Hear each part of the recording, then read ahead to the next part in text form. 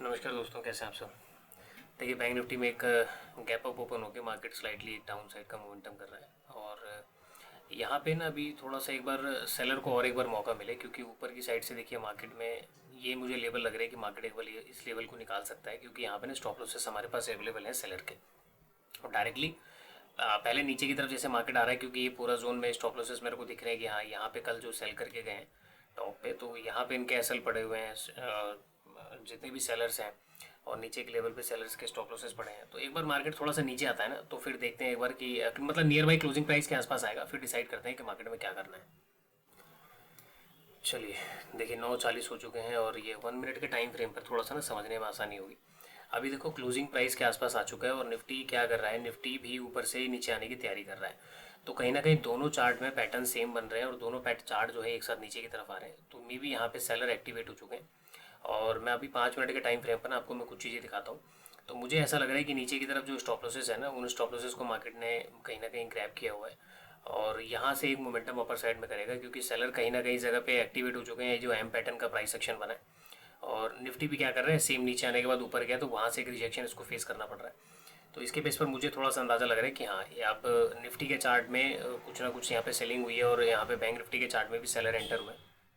तो may be अब यहाँ से एक हमें कॉल साइड का पोजीशन हमें मिल सकता है, क्योंकि क्लोजिंग प्राइस का ब्रेकडाउन तो अपने को मिल चुका है। और नीचे देखो हैं चीज़ें तो बहुत दूर है, तो पहले तो मैं यहाँ पे चीज़ों को लगाऊँ और उसके बाद मैं थोड़ा सा पहले एक बार मैं एग्जीक्यूट करूँ। ये अपना 46,300 का कॉल है, ठीक है। चलो, इसमें मैं यहाँ पे बस इसी चीज़ का इंतज़ार कर रहा था कि एक बार बन जाए। तो अब यहाँ पे चलो, अब चार्ट पे एक बार देखते हैं। ये हमारा छोटा सा स्टॉप लॉस रहेगा, लेकिन हम क्लोजिंग के बेसिस पे स्टॉप लॉस लगाएंगे। अभी मे भी हो सकता है कि मार्केट एक बार ना ध्यान रखना है कि इस जगह पे क्लोजिंग, क्योंकि एग्जैक्ट क्लोजिंग प्राइस के ऊपर से चल रहा है, तो टारगेट तो वही 150 पॉइंट का पहले हम रखेंगे, बाकी फ्लो में जो मिलेगा वो हम लेंगे। तो डे हाई का तो उम्मीद है कि मार्केट एक बार डे हाई के ऊपर निकलने की कोशिश करेगा। बाकी यहाँ पे अगर मैं फिबोनाची को यूज़ करता हूँ तो भी मेरे को 150 यहाँ से कितना निकलेगा, 0.61% पे 158, 160, मतलब 170 पॉइंट का टारगेट तो अपने को मिल जाना चाहिए डायरेक्टली। ठीक है, बाकी फ्लो में जो मिल जाए वो ले लेंगे, क्योंकि फ्लो में मार्केट यहाँ से निकलने की पॉसिबिलिटीज़ हैं। ऊपर देखो जैसे मार्केट जाएगा ना, स्टॉप लॉसेस मिलेंगे तो मार्केट कहीं ना कहीं निकलेगा। बट ऊपर जाने के लिए तो ये वाला लेवल ठीक है हमारे लिए। मैं आपको देखो लॉजिक बताता हूँ ट्रेड का, एक बार वीडियो के एंड में मैं आपको ना लॉजिक पूरा एक्सप्लेन करूँगा। 150 पॉइंट मान के चलते हैं, ये वाला है, और नीचे की तरफ 5 मिनट के टाइम फ्रेम पर यहाँ पे, चलिए ठीक है। चलो, मैं यहाँ पे ज़्यादा टाइम ना लगे, यहाँ पे मैं चीज़ें आपको बता दूँ कि देखो क्लियरली अगर यहाँ पे आप देखोगे ना, तो अभी थोड़ा सा मुझे लग रहा है कि एक बार वापस ही नीचे की तरफ ना हो सकता है कि स्पाइक लगाने के लिए आ जाए, क्योंकि इस जगह पे अभी मार्केट ने जो रेड कैंडल बनाया ना, उसके बाद एग्जैक्ट क्लोजिंग प्राइस से ऊपर जा रहा है मार्केट। तो उम्मीद है कि मार्केट में एक स्पाइक नीचे की तरफ मिले। अगर वहाँ पे स्पाइक आने के बाद वापस ऊपर चला जाता है, तब तो अपन चार्ट में बैठे रहेंगे। अदरवाइज अगर नीचे की तरफ क्लोज कर जाएगा तो फिर हम निकल जाएंगे। तो इसलिए हमने यहाँ पे क्लोजिंग बेसिस का स्टॉप लॉस रखा है। बाकी इंतजार करते हैं, देखते हैं कि क्या होता है। जो भी होता है फिर मैं आपको आगे अपडेट करूँगा। और 5 मिनट के टाइम फ्रेम पर देखो, यहाँ पे ना थोड़ा सा भी जो प्राइस एक्शन चल रहा है वो डाउन साइड का ही दिख रहा है अभी, अगर 5 मिनट के टाइम फ्रेम पर आप देखते हो तो। ठीक है, तो सॉरी, यहाँ पे ये हम 5 मिनट के टाइम फ्रेम पर है अभी हैं। और नीचे अगर मैं देखूँ तो HDFC bank, ICICI bank, HDFC ठीक है, ICICI भी ठीक चल रहा है। एक्सिस और SBI थोड़ा सा सपोर्ट में नहीं है। बाकी मेरे को इंडिसेंट और कोटेक वगैरह सब ठीक ठाक लग रहे हैं। तो बैंकिंग सेक्टर भी ठीक है। तो थोड़ा सा यहाँ पे इंतजार करते हैं, देखते हैं कुछ होता है तो मैं आपको अपडेट करता हूँ। देखो क्लोज हो जाएगा कैंडल तो इसके नीचे हम निकल जाएंगे। बाकी 1 मिनट के टाइम फ्रेम पर तो मुझे चीज़ें ठीक ठाक दिख रही हैं। बाकी क्लोजिंग वगैरह होने के बाद डिसाइड करते हैं कि क्या करेंगे। और टारगेट मेरा देखो यहाँ पे ये वाला जोन, मतलब 170 पॉइंट मान के चलो, 160 170 पॉइंट जो भी मिल जाए। बाकी अगर वहाँ से मार्केट फ्लो में निकलता है तो फ्लो में ही लेंगे। अदरवाइज जब तक टारगेट डन नहीं होगा तो फिर हम वेट करेंगे ऊपर, क्योंकि नीचे मुझे नहीं लगता कि मार्केट को कुछ मिलने वाला है। तो डायरेक्टली ऊपर की साइड अपन निकल सकते हैं यहाँ से।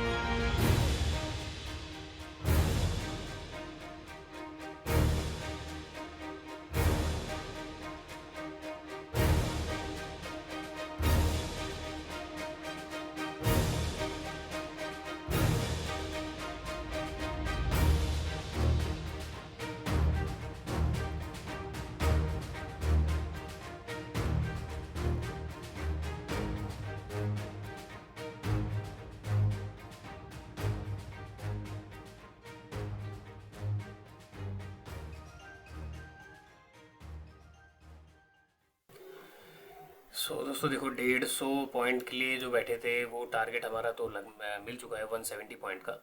और एक्सिस बैंक और एसबीआई बैंक थोड़ा सा चलना शुरू हुआ है, तो मे बी एक मोमेंटम और ऊपर की साइड आ सकता है।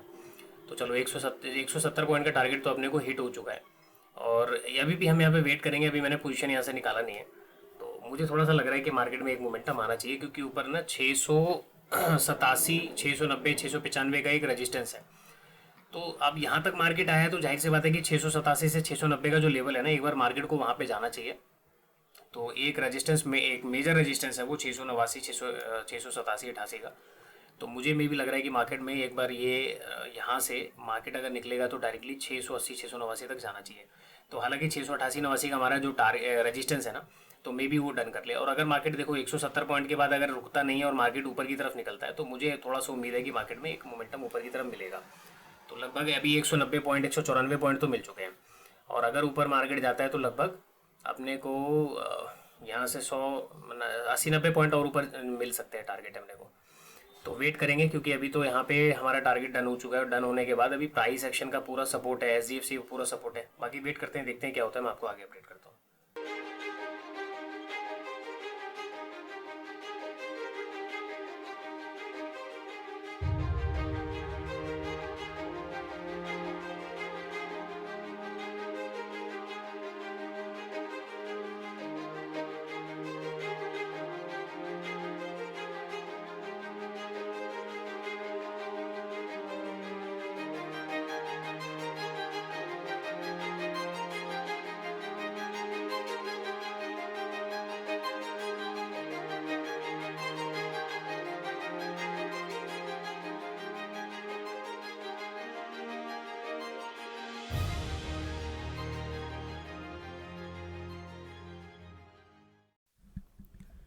तो चलिए दोस्तों, देखो 277 पॉइंट ऑलरेडी मिल चुके हैं और रेजिस्टेंस के आसपास आ चुका है। तो अभी ये ना बैंक निफ्टी का एक छोटा सा रेजिस्टेंस है, तो मे बी मार्केट यहाँ से फिर नीचे ऊपर करने लगेगा। तो अपने को बेटर है, 150 पॉइंट के लिए बैठे थे अपने को अच्छा खासा। देखो यहाँ पे 289 पॉइंट का टारगेट था, 270, 75 ऑलरेडी, मतलब मोटा टारगेट तो मिल ही चुका है, 2-4 पॉइंट से रह गया है।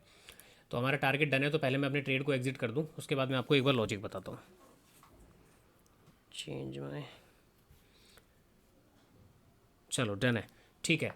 तो मेरा यहाँ पे आप देखो टारगेट जो था 289 का, एग्जैक्ट नीचे आपको दिख रहा होगा 289 का टारगेट मेरा पूरा हो चुका है। देखो अभी मैं ना चाहूँ तो इसको ट्रेल करके मैं इस वाले कैंडल के नीचे ले आऊँ, लेकिन अभी मेरा कोई इसमें मतलब नहीं है। हालांकि ऊपर अभी अगला लेवल, अगर ये वाले लेवल के देखो इसका रेजिस्टेंस लेता है तो ठीक है, अदरवाइज़ इसके ऊपर निकलता है तो फिर 46,774 का एक लेवल आपके पास ये है। तो इस लेवल तक मार्केट जा सकता है। ये लेवल मैंने कैसे ड्रॉ किया वो आपने देख लिया।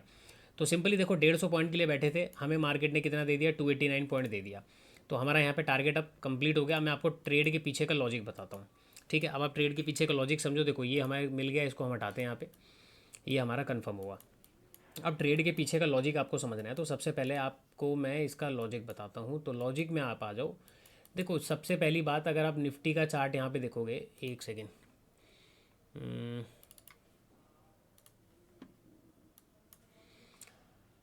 देखो निफ्टी के चार्ट में और बैंक निफ्टी के चार्ट में आपको क्या क्या चीज़ें देखी और मैंने कैसे आइडेंटिफाई किया कि मुझे कॉल साइड जाना है। सबसे पहले निफ्टी के चार्ट को देखो, पिछले दिन के चार्ट को, इसको भूल जाओ अभी, ठीक है।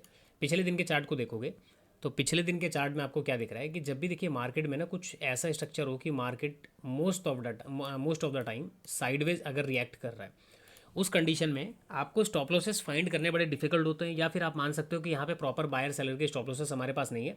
जिस जोन में मार्केट निकलेगा उस साइड के वहाँ पे अगर कोई बैठा हुआ है तो वो निकल जाएगा। निफ्टी के चार्ट से हमें यहाँ पे ये चीज़ समझने को आई।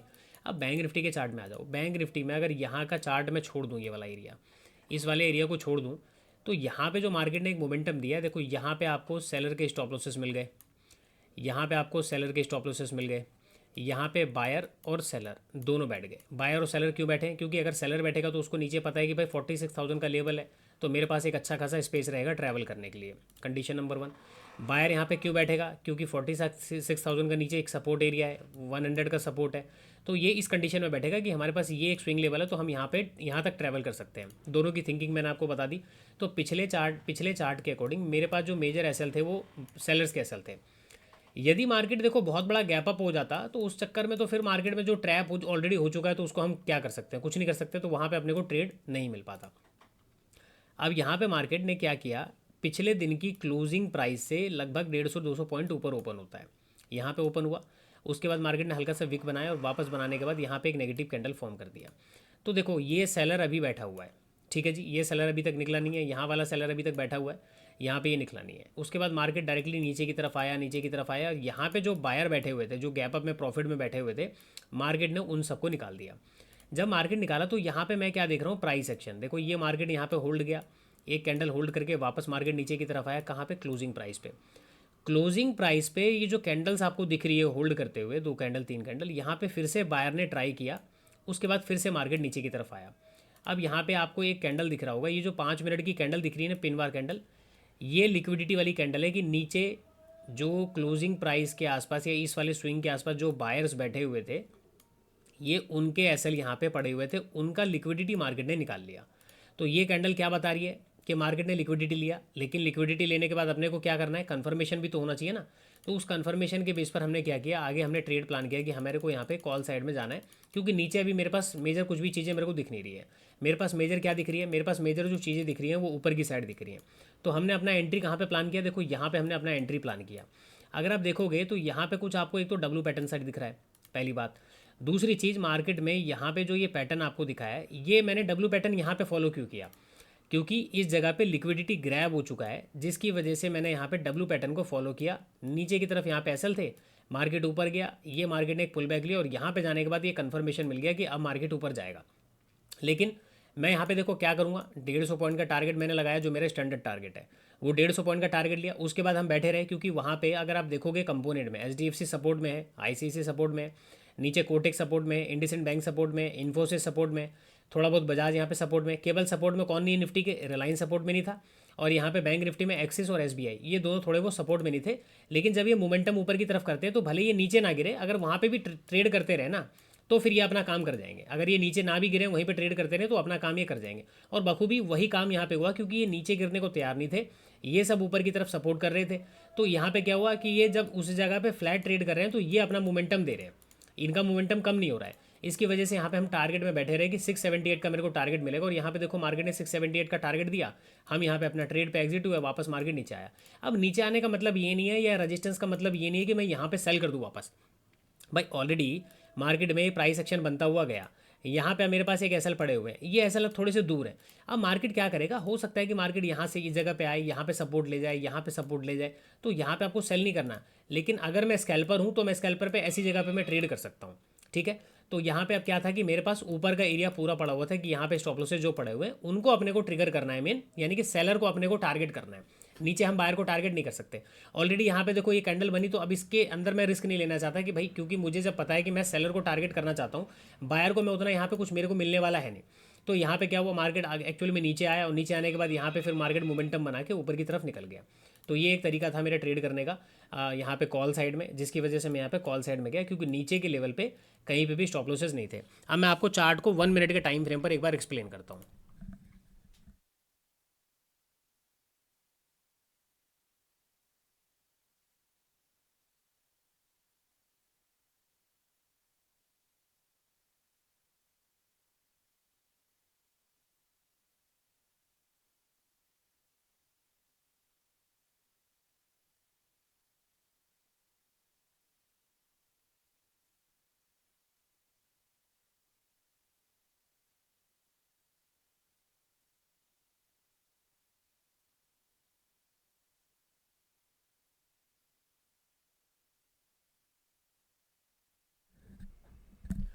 यहाँ पे देखो 1 मिनट का चार्ट है। अब इस 1 मिनट के चार्ट को समझो।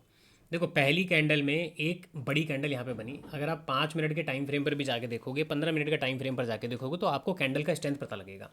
और वैसे भी हम जो क्लासेस हम ले रहे हैं, तो क्लासेस वाले जितने भी स्टूडेंट इसको देख रहे हैं, तो उनको पता होगा कि देखो ऐसी कैंडल के बाद अपने को डायरेक्टली सेल नहीं करना होता, हमको थोड़ा सा वेट करना होता है। मार्केट में एक रिट्रेसमेंट आया, अगर इस जगह पे आप चाहो तो यहाँ पे आप सेल कर सकते हो, लेकिन ये जोन आपके लिए ठीक नहीं है, ठीक है, ये जोन आपके लिए ठीक नहीं है। तो अपने को यहाँ पे क्या था, देखो ये जो जब ब्रेकडाउन उसका हुआ, यहाँ पे क्या हुआ, सेलर आ गए, मार्केट में फिर ऊपर गया, इस जगह पे आया, यहाँ पे वापस कौन आ गए, फिर से सेलर आ गए।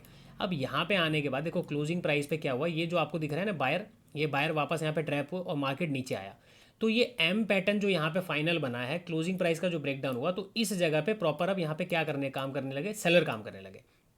तो नीचे का जोन आपका क्लियर हो गया, ये मार्केट ने लिक्विडिटी लिया, लिक्विडिटी लेने के बाद जब यहाँ पे वापस मार्केट ऊपर जाने लगा तो इस जगह के आसपास देखो, जब ये पहला पॉइंट बनाया और वापस नीचे आया, फिर से ऊपर गया, और जब ये नीचे आया ना, देखो थोड़ा सा मैं इसको और बड़ा करके मैं आपको कैंडल्स को समझाऊँ 1 मिनट के टाइम फ्रेम पर किस तरीके से कैंडल्स को देखा जाता है।